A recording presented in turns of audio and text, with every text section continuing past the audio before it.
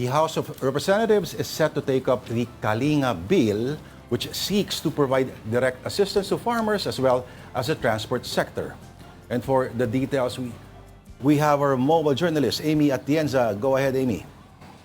Yes, good afternoon, Lord Denise. Dito nga sa Kamara ay nagpasa nga ng bill itong si House Speaker Bogie D, maging si Majority Leader Sandro Marcos na tinatawag nga nating Kalinga Bill. Dito may bibigyan nila ng targeted aid, yung transport sector, workers, maging mga farmers para nga doon sa nangyayaring krisis din sa langis. Isa nga sa mga nakikita nila ay ma-ensure nga na merong cash assistance na may bibigay dito sa mga apektadong sektor. Bukod pa dyan ay yung fuel subsidies din at yung pagsisigurado na may sapat na energy supply para nga sa mga transport, para nga sa mga Pilipino. So bukod pa dyan, nagkakaroon din ngayon sa Kamara ng ikatlong araw ng pagdinig ng House Joint Committee on Legislative Energy Action and Development at dito nga ay napag-usapan na una nang nasabi din ni Department of Finance Undersecretary Carlo Adriano na ang kinoconsider daw nila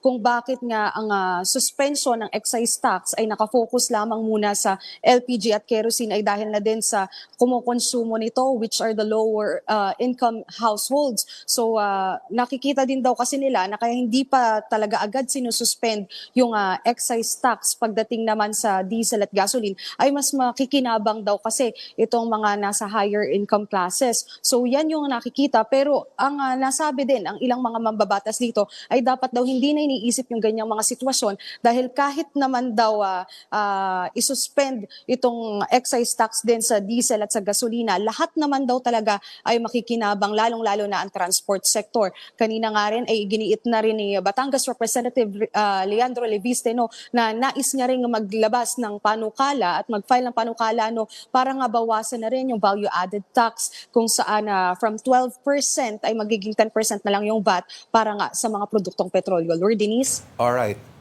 Hawak mo ang beat sa House of Representatives. Salamat sa ating mobile journalist, Amy Atienza.